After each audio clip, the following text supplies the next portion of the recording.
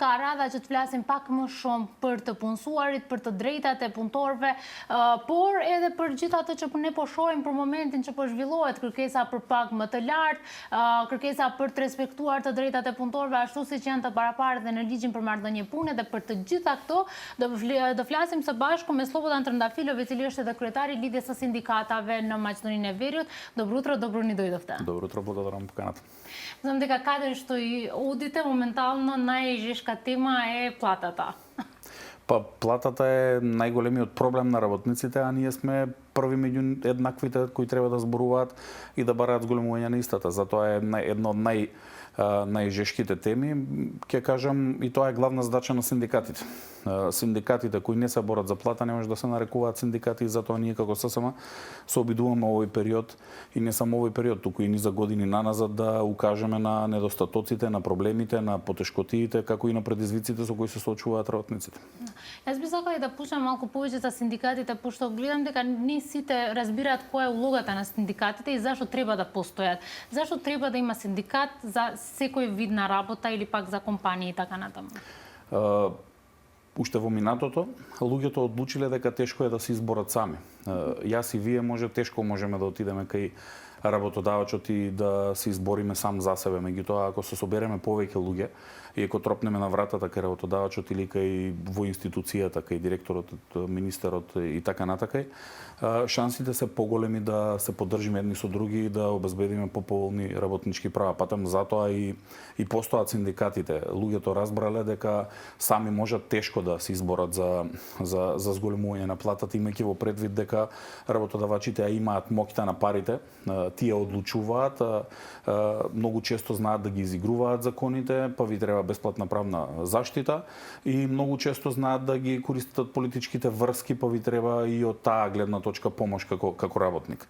И затоа Сојузот на синдикатите на Македонија постои 79 години, односно можеби една од првите институции заедно со Уставниот суд која е формирана во тогаш независна Македонија по Втората светска војна и опстојува на таков начин толку години. Работниците не препознаваат како борци за работничките права, и тоа е добро. Меѓутоа, тоа што недостасува е тоа што само 1 на 10 работници се бори. 9 работници чекаат овој еден кој е член во синдикат, имајќи во предвид дека 620.000 работници има во Македонија, а ССМ има 63.000 членови. Очекувањата се ССМ да се избори за зголемувањето на минималната плата или за зголемувањето на останатите плати, и сите некако како чекаат да видат што ќе направи синдикатот со други зборови. Меѓутоа, работниците треба да разберат дека моќта нивна е во нивната бројност. Против тежата на масата е нашата бројка. Едните имаат политичка моќ, едните имаат финанска моќ, ние имаме моќ на мнозинството. Само тоа е нешто што не поддржува. Добро е што во приватниот сектор се повеќе работници се освестуваат, ќе кажем народски, и го препознаваат како синдикатот како нивен заштитник. Дури имаме формирање на нови синдикални организации во странските инвестиции во зоните. Нешто што беше како тема не се зборуваше многу во минатото. Меѓутоа луѓето разбраа дека тие сами со странските менаџери тешко се справуваат, и затоа решија да ни се придружат на синдикатот. Меѓутоа има и синдикати кои функционираат надвор од рамките на Сојузот на синдикатите на Македонија, кои се разбира се добре дојдени, затоа што во моментот сме 19 синдикати здружени во ССМ, 63.000 членови кои се борат, доколку имаме 21-22 грански синдикати, доколку имаме 80.000 членови, сликата ќе биде навистина различна.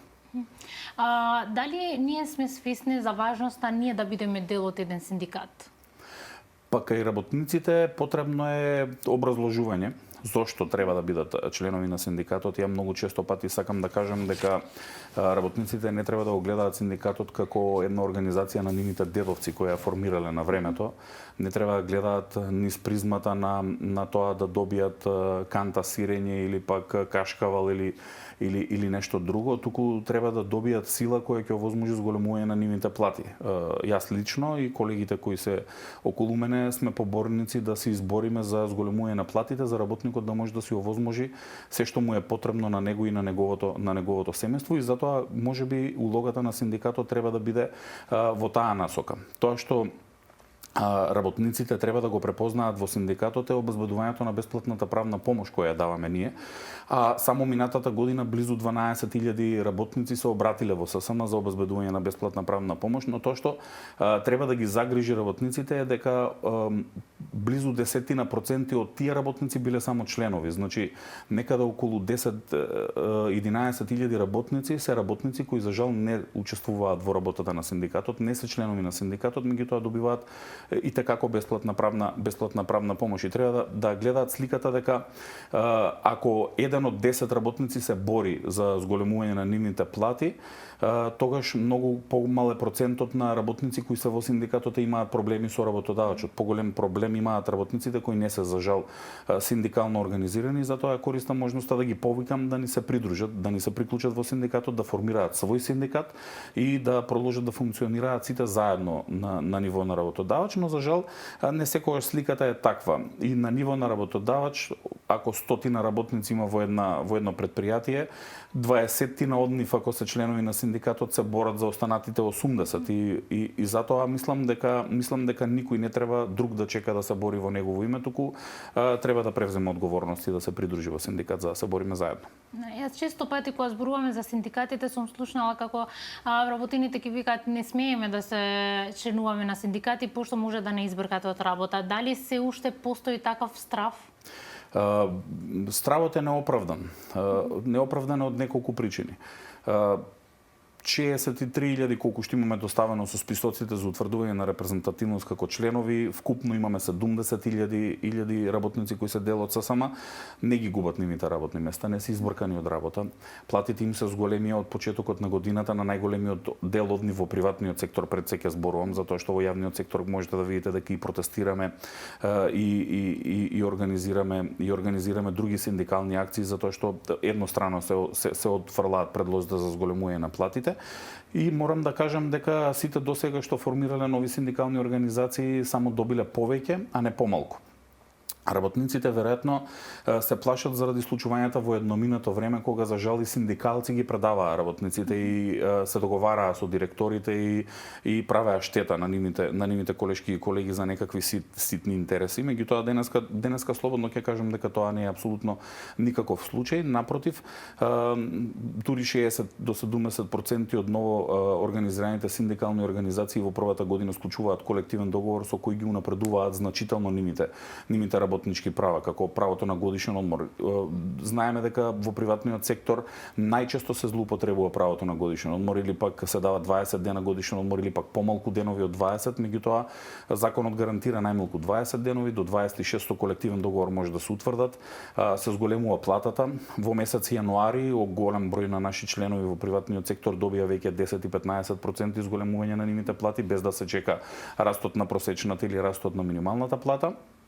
Уживаат други денови на платено отсуство, други бенефиции кои се утврдени со колективните договори, затоа мислам дека работниците немаат што да изгубат. Со други зборови, доколку се приклучат во синдикатот можат само да добијат и во никој случај да изгубат. Денеска на пазарот на трудот ние работниците за среќа имаме избор да бираме, додека во минатото работодавачите многу често сакаат да ни зборуваат дека имаат работници кои со лопата можат да ги донесат ако ни се допаѓа да работиме за 6, 8, 10 10.000 денари плата, треба да продолжиме да работиме, а доколку не некој ќе работи, меѓутоа денес гледаме дека работниците можат да бираат често да ја менуваат својата работна позиција, своето работно место, да бираат повисока плата, повисоки придобивки и слично. И затоа мислам дека вработените пред се во приватниот сектор имаат можност да покажат дека се помногу бројни. Ако 128.000 работници во јавниот сектор се вработени таму, тогаш останува некаде околу 400.000 работници во приватниот сектор кои доколку се здружат можат да покажат единство кое ќе овозможи побрз раст не само на минималната плата, туку и на сите останати плати. Дали имаме податоци кој вид на работа најмногу отсуствуваат вработени? Дали на пример од едукација или пак образование имаме повеќе или пак од приватни фирми имаме помалку синдикати? Значи во приватниот сектор заради бројот на вкупниот број на вработени во приватниот сектор синдикалната густина е пониска, меѓутоа во ССМ подеднакво членуваат околу 30 во јавниот сектор малку повеќе, но во приватниот сектор околу 30.000 работници од приватниот сектор, додека пак во јавниот сектор околу 40.000 работници се членови на синдикатот. Но тоа што покажува е дека синдикалната густина во проценти во јавниот сектор е повисока затоа што понизок е бројот на вкупен број на вработени во јавниот сектор, додека пак во приватниот сектор е далеку поголем бројот или 400.000 работници работат во приватниот сектор, но се разбира дека вработените во јавниот сектор храбро одлучуваат да се приклучат кон синдикатот. Дури и покрај сите политички притисоци кои ги имаат, таму знаете, најчесто трпат притисоци работниците за време на промена на власта од една политичка опција во друга политичка опција.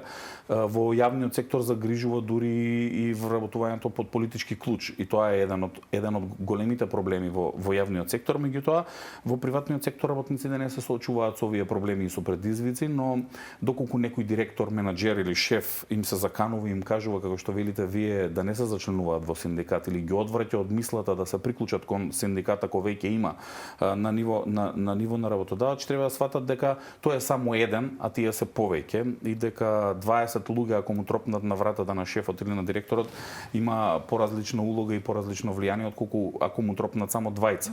И затоа мислиме дека синдикалното организирање е начин на решавање на работничките проблеми, а тоа се покажало и во минатото. Во денешно време, кои се најголемите предизвици на вработените? За жал, најмногу се зборува за платата, но тоа можеби е рамо до рамо со другите предизвици со кои се соочени. Безбедните услови за работа во одредени дејности се највисоко на пиедесталот во работничката борба, да си го спасите животот, односно да дојдете безбедни на работа и да се вратите дома безбедни и здрави, навистина можеби во некои професии, во некои дејности кои се трудоинтензивни, можеби и најважниот параметар. Исто така, слободното уживање на правото на годишниот одмор во приватниот сектор е сериозен предизвик, особено онаму каде што не сме синдикално организирани, така да работниците можеби имаат право само на прв дел на годишен одмор во годината, а вториот дел можат да се надеваат дека ќе го добијат, затоа што работодавачите наоѓаат начини да ги изиграат законските одредби, односно им подготвуваат решенија, не им даваат годишен одмор и така натака. Деновите за платено отсуство се еден од проблемите и предизвиците со кои се соочени работниците. За среќа, регресот за годишен одмор како начин на исплаќање веќе не е проблематичен во толку голем обем колку што беше во минатото, кога имаше познато плаќање на регресот, па потоа им го бараа назад да го враќаат на работодавачите. Вакви пријави веќе скоро и да немаме. Другите додатоци на плата кои треба да ги уживаат работниците, а не им ги плаќаат преку времената работа, работата на празник, работата во недела за дејностите кои се во исклучоците или пак работата во смени, работата ноќи и така натака. Тоа е нешто што најчесто се проблематизира пред се во приватниот сектор. Но пак ќе нагласам, се проблематизира само онаму каде што работниците не се синдикално организирани. Еден од најголемите проблеми на работниците во приватниот сектор кои не се синдикално организирани е и тоа што не им се плаќа минатиот труд. Ако имате 10% минат труд и примате 30.000 денари основна плата, тогаш треба да добиете 33.000 денари затоа што имате право на 10% додаток по основ на минатиот труд, но тука ги изигруваат работодавачите, работниците и не им го исплаќаат, односно им го рачунаат во тие 30.000 денари како основна плата или им ги минусираат надоле. И мислам дека за тие прашања работниците можат да добијат одговор од ССМ, за тие прашања може да не побараат во било кое време, и мислам дека ако можат да видат од примерите кои ги споменав ја или се консултираат и со нивни колеги кои се дел од синдикат, ќе видат дека токму за овие прашања тие работници кои се дел од синдикат немаат проблем. Според нашиот закон, децата од 15 години може да се вработат, може да работат. Дали кај нас имаме случаи каде што ги уживаат децата сите нивни права или пак Со согласност на родителот е предвидено да може да се ангажираат и работници кои се малолетни. Меѓутоа, ние како синдикат сме против ваквата можност, имајќи во предвид дека на пазарот на трудот имате полнолетни работници кои можете да ги ангажирате и да вршат работа, да ви извршуваат работата, меѓутоа да ги платите. Најчесто се злоупотребуваат во дејноста угостителство и туризам. Овие вработувања или овие ангажирања, пред се ќе кажам, затоа што најчесто не се ни пријавуваат, а извршуваат работни задачи како шанкери, келнери, хигиеничари, хигиеничарки и слично. И тоа мислам дека е проблем на системот и проблем на државата. Ние како синдикат гласно зборуваме против ваквите проблеми и сметаме дека дури и со оној нов закон кој моментално е во законска процедура за поедноставување на работен ангажман на работници за кои ќе се плаќаат при донесење на некаква најниска основица, ќе се ангажираат ден за ден и така натака, и дека само ќе овозможи злоупотреба на детскиот труд. Работа на децата е да студираат, да учат во основно, средно и високо образование, да се едуцираат, да поминат среќно детство во кое нивните родители, работници ќе можат да им ги овозможат сите оние потреби кои им се потребни, а тоа значи да имаат добри достоинствени плати за да може да обезбедат достоинствени услови за живот. Вие спомнавте пред малку пријавување, дали имаме податоци кои кажуваат колку се вработени, но колку од нив се пријавени, дали се случува да имаме договор на дело и да не бидат пријавени, а имаат работен однос редовен? Да, до самото тоа што пристигнува како пријави, ние за да се доближиме и до младите, односно тоа што го споменавте и вие, креиравме и дигитална мобилна алатка, апликација која возможува преку истата или анонимно или во своје лично име да поднесувате пријави. Тоа што е евидентно од пријавите кои се доставуваат до ССМ е дека се злоупотребуваат типовите на договори на дело. Договорите на дело се за повремен ангажман на луѓе кои вие ги немате во описот и пописот на систематизацијата на работните места, а ви се потребни да извршат одредена работна задача за краток временски период, зборуваме за недела-две. За жал, најчесто злоупотребените договори на дело не се во приватниот сектор, туку се во јавниот сектор. Јавниот сектор можеби е работодавач кој најмногу ги злоупотребува договорите на дело, најчесто во дејноста здравство. Во оваа дејност имате огромен број, можеби илјадници луѓе кои извршуваат работни задачи на медицински персонал, а при тоа се платени за плата, ако може да се каже како плата или надоместок за подминималната плата, и не им се плаќаат придонесите од задолжително социјално осигурување, нешто што сметам лично дека е најголемиот проблем и предизвик на тие работници. Иако имаше ветување и од едната и од другата влада дека тој проблем ќе се надмине, дека само што не се решил, дека тие ќе бидат вработени на неопределено или на определено време и ќе имаат договор за вработување. За жал, тоа не е случај денеска и уште и понатам продолжуваат да извршуваат работни задачи со договор на дело, и тоа по неколку години, можеби 5 и 10 години, што е трагично.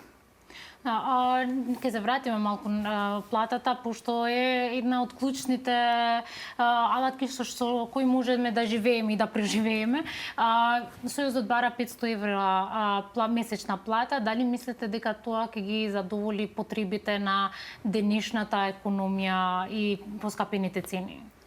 Не, и тоа нема да ги задоволи основните потреби, меѓутоа, како што вели еден колега, не е добро 500 евра плата, туку добро е да имате 500 евра минимална плата која ќе ви се множи по коефициент за сложеност. Тоа значи дека наједноставните и најнесложените работни места би имале вредност на минимална плата, а сите останати би се зголемувала вредноста со множење на коефициентот на сложеност. Па така, например, вашето работно место ќе биде множено со 2 или со 3 коефициент и би имале 3 пати повеќе од минималната плата, така и за огромен број на работници во Македонија.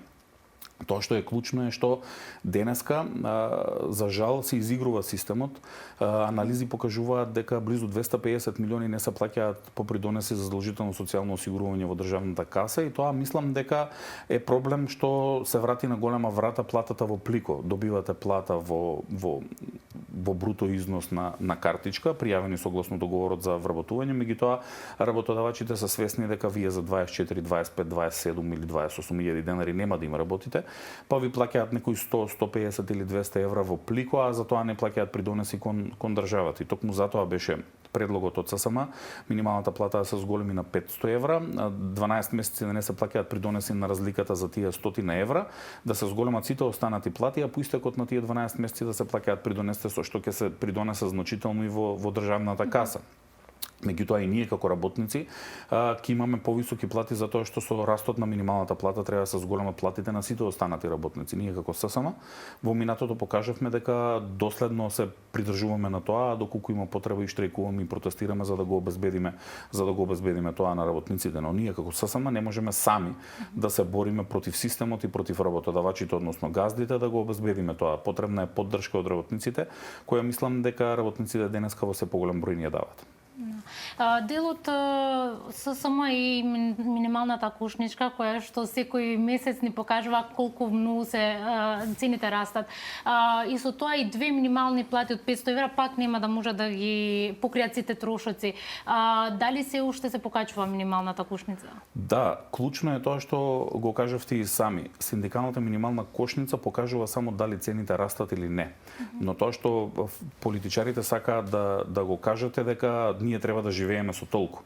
Разликата помеѓу нас и нив е токму тоа. Тоа што го пресметуваме ние за да покажеме дали политиките кои ги креира владата или пак зголемувањето на платите кои се прави во приватниот и во јавниот сектор е доволно или не е доволно и дали цените оправдано или неоправдано се зголемуваат.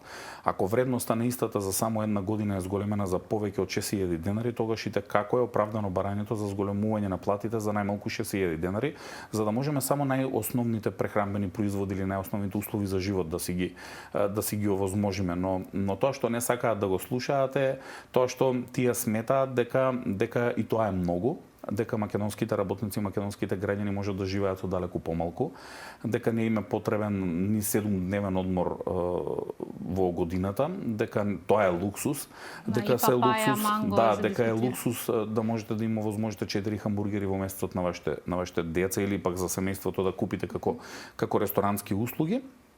Или пак да можете да ги купувате оние 63 основни прехранбени производи во текот на месецот. Тоа е нешто што е жално, затоа што од тоа што можам да слушнам преку медиумите со новата кошница, нивната кошница, ќе кажам слободно, која сакаат да пресметаате, сакаат да ни кажат како да не одиме на одмор, што да јадеме, што да пиеме и во сезона и надвор од сезона, а од друга страна, токму во период кога најмногу ја критикуваат синдикалната минимална кошница, односно во месец јануари видовме дека владата набавува со тони екзотични овошја и друга скапа храна.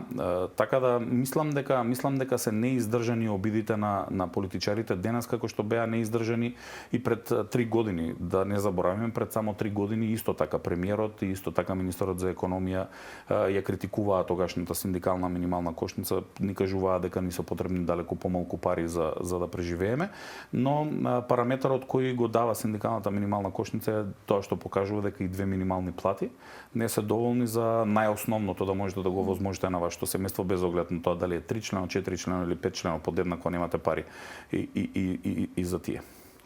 Често пати се случува од луѓе што живеат надвор од Македонија да не прашуваат како вие преживеате и ние не знаеме, пошто можеби земаме 400 евра плата, а трошиме по 1000 евра.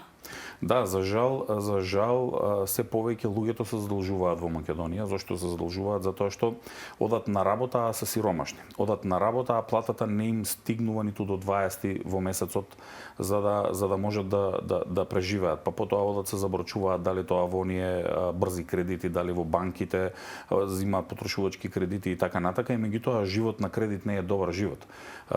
Живот кога ќе примате плата со која ќе заборавите на политиката и нема размислувате на политика е добар живот, кога ќе можете да си возможите и 2 пати годишно да заминете на годишен одмор или кога ќе имате право согласно закон да ги искористите деновите годишен одмор, да си ги искористите онака како што вие планирате, да имате можност да заминете и во ресторан еднаш месечно со вашето семејство, да можете во супермаркет да не ги барате најевтините производи на кои само што не им истекол рокот на траење, да барате неквалитетни производи туку да го купите тоа што на вистина ви е потребно. Мислам дека тоа е добар живот и такви треба да ни бидат платите. Меѓутоа, веројатно на политичарите и на газдите им е поисплатливо да ние размислуваме секој ден за нив, да размислуваме секој ден за политиката, да размислуваме секој ден за тоа што ќе го погледнеме на вестите, каде се сечела лента, каде се фрлала прва лопата и слично. И мислам дека политичарите затоа се обидуваат да не држат во едно заложничко робство на крајот на криштата, затоа што голем дел од работниците кои работат живеат во сиромаштија. Замислете, работите, а сте сиромашен. Работите, а не може да си го возможите основните прехранбени производи или пак некои основни потреби кои ги имате. Да не зборуваме за унапредување на културниот живот, да заминете во театар, да заминете на кино, да погледнете некоја представа или слично. Да не зборуваме за тоа нашите деца да можат да заминат на факултативни излети од преку училиштата или пак да посетуваат некој курс, тренинг на некој спорт, компјутери, англиски јазик и така натака. Мислам дека треба повеќе за тие работи да зборуваме отколку за политика, меѓутоа кога не можете да си ги овозможите сите тие работи, кога платите се толку ниски што вие врзувате крај со крај, тогаш веројатно ви останува само политиката која можете да ја гледате. Но јас сум уште повеќе загрижен што ние имаме работници, имаме пензионери, имаме граѓани кои бранат една или друга политичка опција наспроти барањето за зголемувањето на платите. ССМ бара зголемување на платите и ССМ добива напади зашто сме барале зголемување на платите денес, а не сме барале пред 2 години. Па ние пред 2 години бевме на улица, имавме генерален штрајк во јавниот сектор, имавме штрајкови во низа предпријатија во приватниот сектор само заради зголемувањето на платите. Меѓутоа, очигледно е дека матрицата во Македонија е дека ќе живееме од политика, а не од плата и мислам дека тоа е многу погрешно размислување. Дали треба да имаме надеж дека ситуацијата ќе се среди и сите што се вработени ќе можат да живеат нормален живот? Да, мислам дека надежта не треба никој да ја изгуби, а мислам дека треба да се избориме за да го достигнеме тоа што го велите и вие. Сите сме со мислите дека треба да се избориме, да имаме достоинствен живот, да имаме достоинствени плати, да имаме достоинствени услови за работа, безбедни пред се, да можеме да стигнеме и да се вратиме од нашите и на нашите работни места. Мислам дека синдикатите заедно со работниците можат да се изборат за тоа, но работниците сами тешко.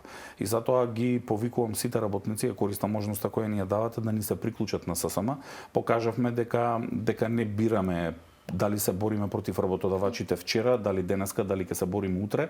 Ние тоа го правиме секојдневно и мислам дека заедно со работниците можеме да се избориме побрзо да се постигнат тие цели.